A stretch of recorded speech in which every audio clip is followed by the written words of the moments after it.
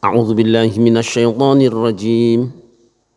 بسم الله الرحمن الرحيم. ومن أظلم ممن منع مساجد الله أن يذكر فيها اسمه وسعى في خرابها أولئك ما كان لهم أن يدخلوها إلا خائفين لهم في الدنيا خزي ولهم في الآخرة عذاب عظيم. Silakan. Dan siapakah yang lebih zalim daripada orang yang melarang di dalam masjid Allah untuk menyebut namanya dan berusaha merobohkannya. Mereka itu tidak pantas memasukinya kecuali dengan rasa takut kepada Allah. Mereka mendapat kehinaan di dunia dan di akhirat mendapat azab yang berat.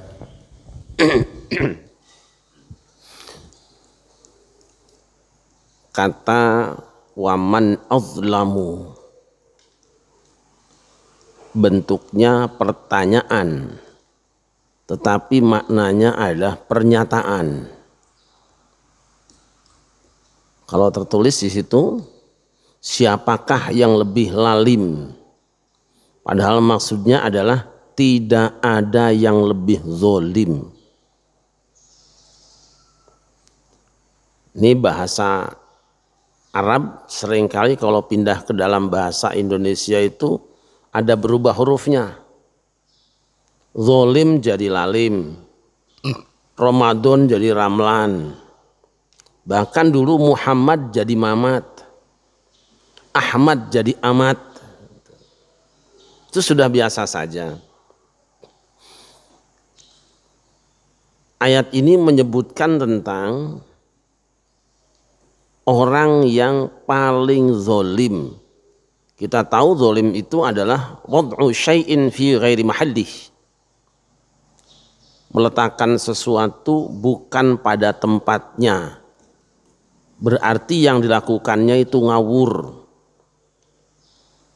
Biasanya kalau ada orang yang meletakkan sesuatu bukan di tempatnya itu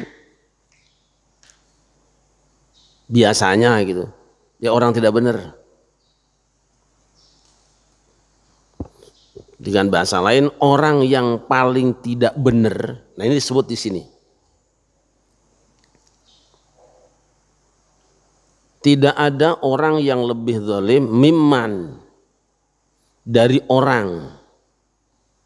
Tidak disebutkan siapa orangnya. Apakah dia itu orang awam? Apakah dia itu orang alim? Rakyat biasa, pejabat, penguasa, siapa saja. Yang sifatnya kayak apa karakternya? Mana masajidallahi. Kata mana'a itu beda dengan naha. Biasanya kalau naha itu larangan. Walaupun nanti dalam terjemahnya tadi kan apa di situ? Melarang. Kalau naha melarang, ada statement. Tapi kalau mana'a bisa dalam bentuk ucapan, bisa dalam bentuk tulisan, atau juga perilaku. Gerakan tubuh.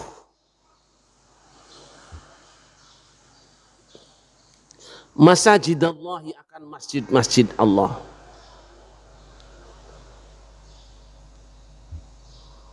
Orang yang paling zalim itu orang yang melakukan tindakan, orang yang bicara, orang yang bikin kebijakan atau tampil melakukan satu sikap yang menyebabkan orang-orang terhalang masuk masjid Allah.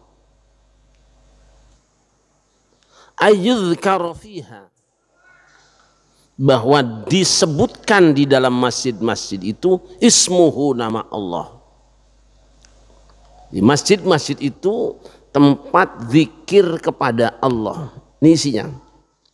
Orang yang menghalangi mana'a tadi adalah orang yang bikin kebijakan, orang yang berkata atau membuat statement atau melakukan satu tindakan yang menyebabkan orang lain jadi tidak enak untuk masuk di masjid itu,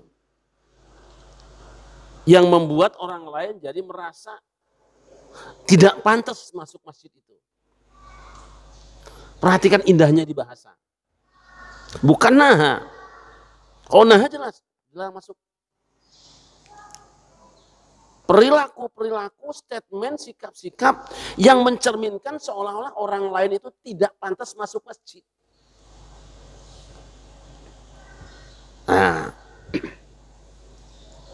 ini menarik sekali.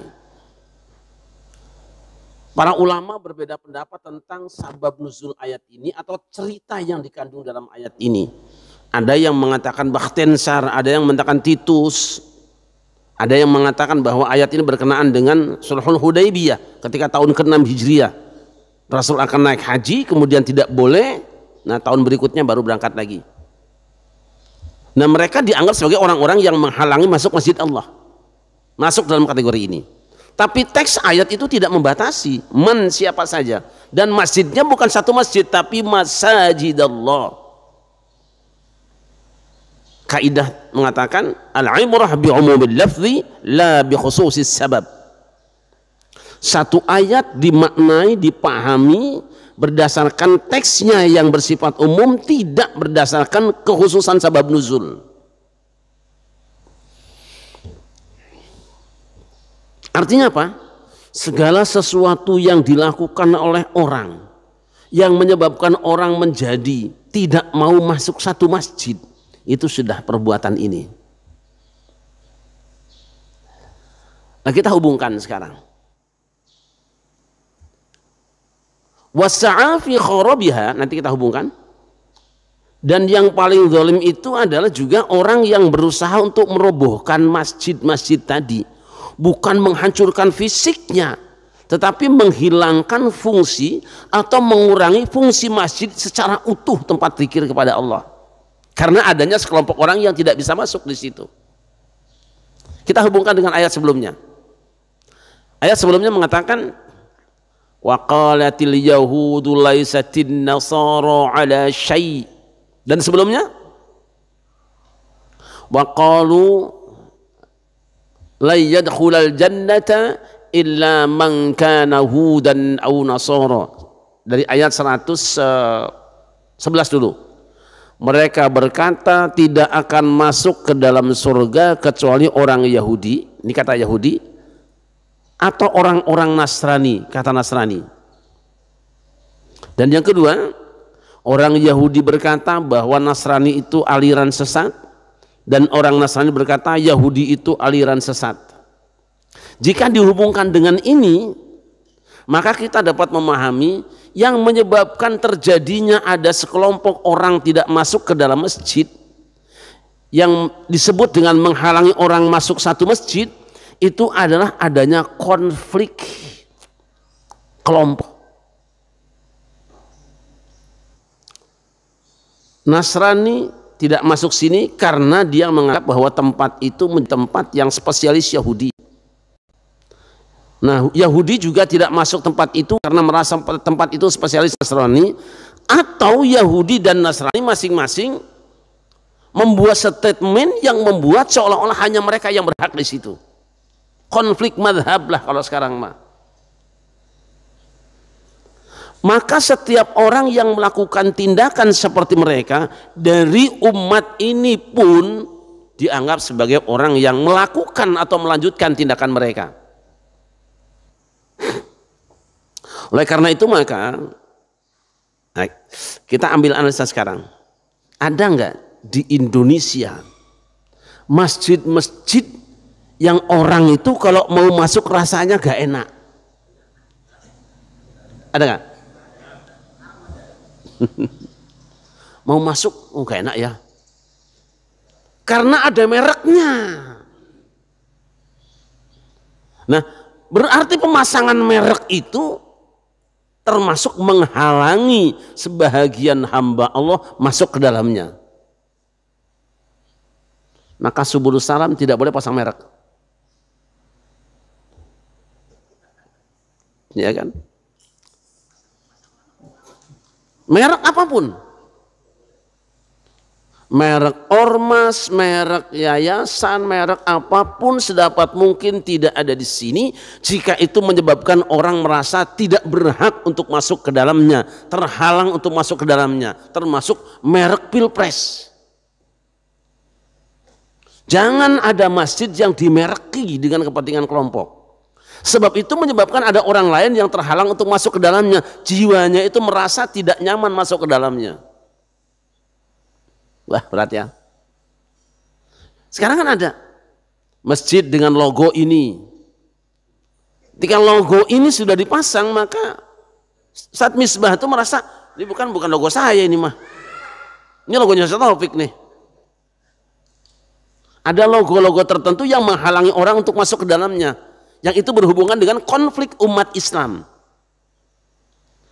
Kalau misalnya ada masjid dimeraki dengan Masjid Ahlus Sunnah wal Jamaah, itu orang Syiah nggak akan mau masuk tuh. Orang Wahabi nggak akan masuk. Masjid Salafi, pasti NU nggak enak masuknya. Gitu? Masjid Muhammadiyah, mesti orang selain Muhammadiyah nggak enak masuknya. Apa yang kalian lakukan dengan masang merek sebenarnya adalah perbuatan Yahudi. Ini ya. Waduh. Kalau begitu apakah cukup sampai di situ? Enggak. Segala perilaku yang mencerminkan bahwa masjid itu milik satu kelompok yang memungkinkan orang lain tidak enak masuk ke dalamnya, bisa diindikasikan sebagai bagian dari mana'a masajid Allah, menghalangi orang lain dari masuk masjid Allah untuk disebutkan nama Allah di dalamnya. Wasa'afi kharabiha, dan berusaha untuk merubuhkannya. Kira-kira 2024 nanti ada masjid-masjid yang kita enggak enak masuk nggak ya?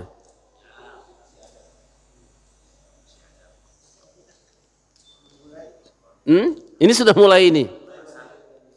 Masjid yang sudah dibikin sebagai kubu-kubuan sudah mulai.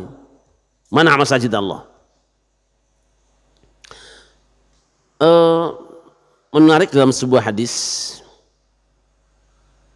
meskipun ini nanti ada yang mengatakan hadisnya mauquf sampai Ali bin Abi Thalib, ada juga mengatakan marfu sampai Nabi, tapi yang lebih kuat katanya mauquf. Sayati 'alan nasi zamanun la yabqa minal islami illa ismuhu wala minal qur'ani illa rasmuhu masajiduhum 'amirah wa hiya kharabun 'an dzikrillah 'anil huda ulama'uhum syarra man tahta adimis sama minhum takhrujul fitnah wa ilaihim ta'udu. Saya selalu ingat hadis ini.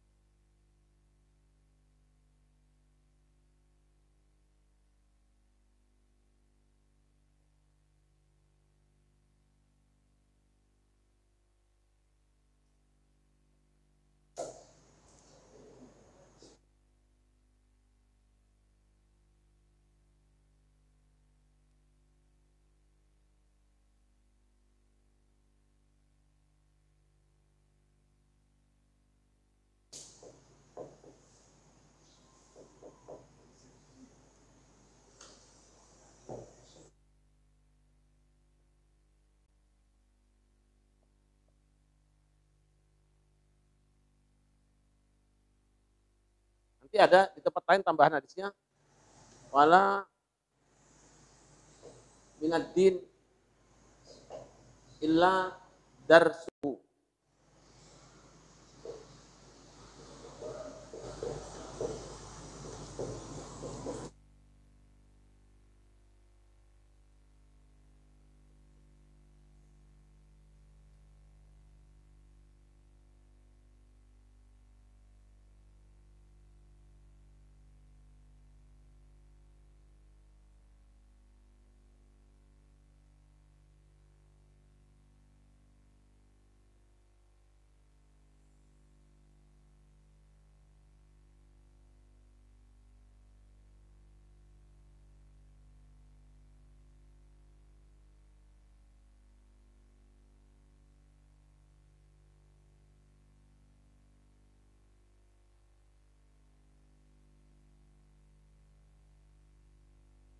Ini statement Rasulullah. Ada yang mengatakan ini ada mauquf statement Ali. Satu saat akan terjadi. Kalau terjemah biasanya akan datang satu zaman. Di mana? Nah, gitu. La yabqa minal islami illa ismuh.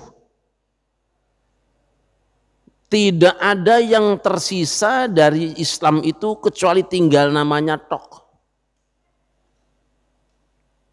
Perhatikan. Orang ngaku Islam. Judulnya saja Islam. Tapi semua perilakunya tidak menunjukkan ada keislaman dalam dirinya. Sedikit demi sedikit dikurangi. Nanti ada tambahan wala minad dini illa darsuhu. Dan agama tinggal kajiannya doang.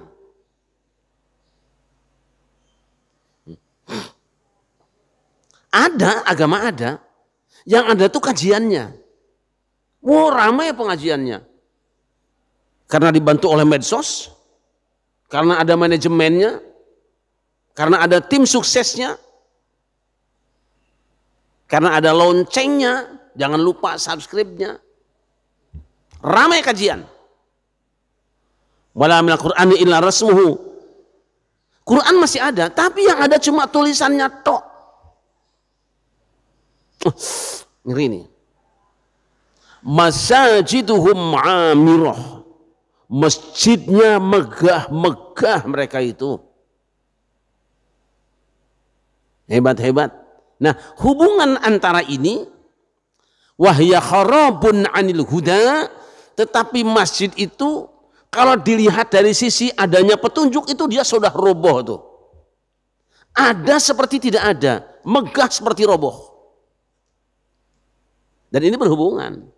Karena masjidnya itu megah, fasilitasnya serba ada, orang berpikirnya dunia, takut kehilangan sound systemnya, takut hilang AC-nya, dikunci. Sunyi, roboh dia. Karena yang disebut dengan berdiri pada masjid itu ramainya orang yang berzikir pada Allah. Ya tadi itu.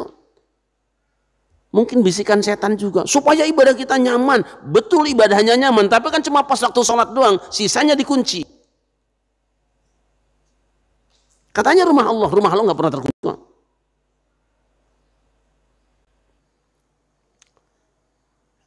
Kemudian ulama'uhum, ini sebab kekacauan, sebab masjid tidak makmur, sebab terhalangnya orang masuk ke dalam masjid itu bukan perilaku orang awam, tapi kelakuan ulamanya. Ayo, memang siapa yang sekarang kalau ngomong tuh ngalang-ngalangi orang masuk masjid? Ulama katanya.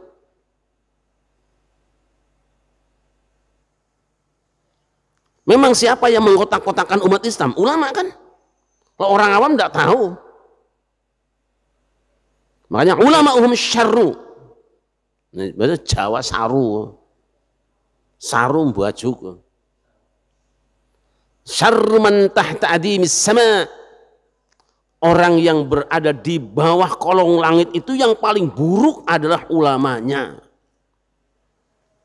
Kembali tadi, waman azlamu, siapa yang lebih zalim? Kalau begitu ulamanya zalim apa dizalimi? Ya. Kalau di satu saat ada ulama yang melakukan perbuatan seperti ini sehingga masjid kacau-kacau, permusuhan umat Islam terjadi di mana-mana, sebetulnya yang zalim itu siapa? Ulamanya zalim apa dizalimi?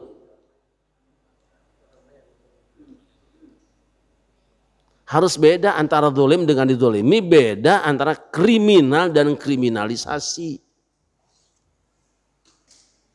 Ayo kita ngaca di sini. Jangan-jangan kita sendiri yang zalim sebetulnya. Minhum takhrujul fitnah, kegaduhan, kekacauan, instabilitas, perpecahan yang mengakibatkan masjid-masjid itu tidak lagi mencerminkan kerukunan, orang ragu masuk dalam masjid, itu sebabnya mulut ulama. Sudah ada sekarang? Sudah terjadi hari ini?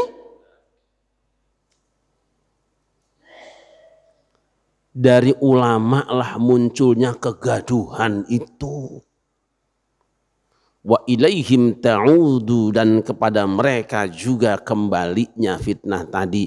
Mereka yang akan diazab oleh Allah, mereka yang akan diperlakukan oleh Allah dengan tidak baik. Dan berhentinya kegaduhan tadi itu sangat tergantung kepada mereka sendiri. Apakah sekarang orang-orang mencabut pernyataannya? Saya mohon maaf kemarin ternyata saya salah, yang betul seperti ini. Dari 1000 orang hanya 1 yang berani mengatakan itu. Yang ada terus saja lurus.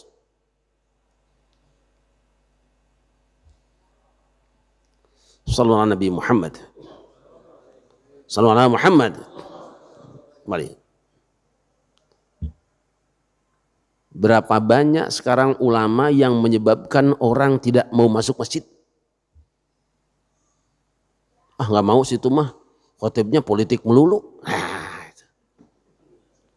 Maka khotib-khotib yang memecah belah umat Islam tidak boleh masuk masjid kita. Sebelum salam, seleksi. Ini masjid yang mengharuskan orang sehat badannya, pulang juga sehat rohaninya. Jangan orang sudah meriang Jumatan ditambah lagi sudah badannya sakit, keluar masjid enak juga hatinya.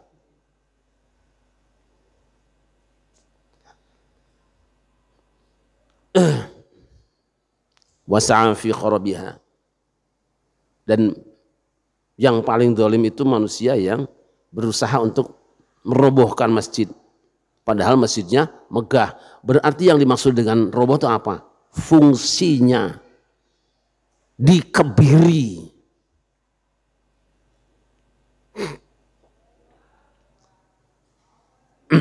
Ulaika ma kana lahum ayyadkhuluha illa khaifin.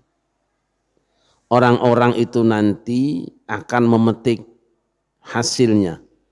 Mereka sendiri yang satu saat masuk ke masjid itu dalam keadaan ketakutan sendiri. Kelakuane dewe.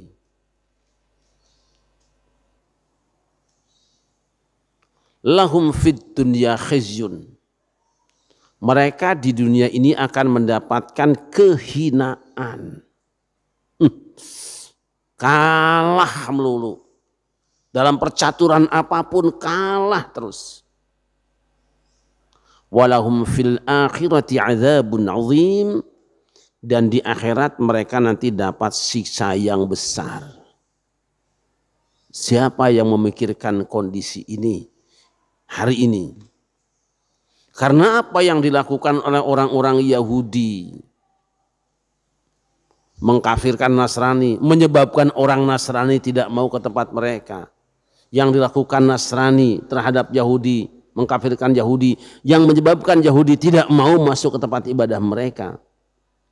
Padahal sejatinya tempat-tempat ibadah mereka adalah dari keturunan Nabi Ibrahim sama. Nah,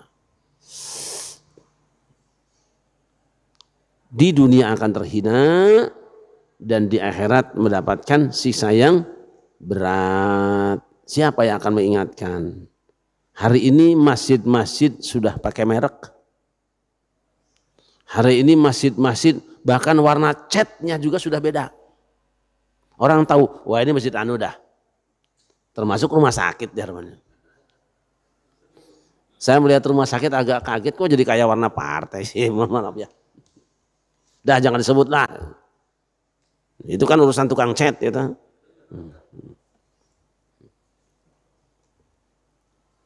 Hari ini masjid-masjid sudah sangat kentara keberpihakannya. Sehingga orang yang bukan di kelompok itu akan tidak mau masukinya. Jaga namanya subulus salam. Subul itu jamak sabil. Sabil, sabilani, subulun. Beberapa jalan. Itu sudah macam-macam masuk sini. Tapi ujungnya apa? Assalam, kedamaian. Orang boleh beda cara, orang boleh beda ibadahnya, bentuknya, orang boleh beda madhabnya, tapi masuk ke sini dalam mencari kedamaian. Wujudkan itu. Maka semua yang coba-coba untuk mengucek-ucek ketenangan ini, yang bisa menyebabkan orang terhalang untuk masjid gara-gara omongannya, jangan masuk di sini. Sebab nanti yang kena DKM-nya. Yang kena DKM-nya, yang kena pengurusnya, itu kan, yang kena yang bikin jadwalnya. Akhirat, kenapa kamu masukkan anu jadi khotib di masjid itu? Kamu kan yang ngatur jadwalnya. Saya kan nggak tahu. Kata malaikat, dok kamu ngomong nggak tahu. Dan memangnya kamu nggak pernah meneliti orang toh, sembarangan saja.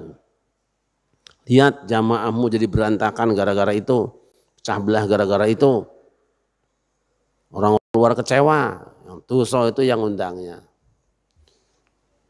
Dunia celaka, di akhirat masuk neraka.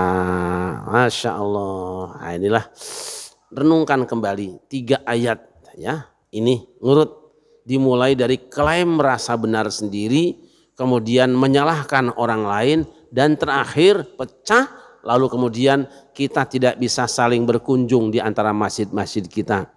Semua betah di masjid sendiri, semua hanya mengatakan yang benar masjid sendiri, pada akhirnya makna ukhuwah tidak ada lagi. Mudah-mudahan Allah Subhanahu wa taala menjaga kita semuanya.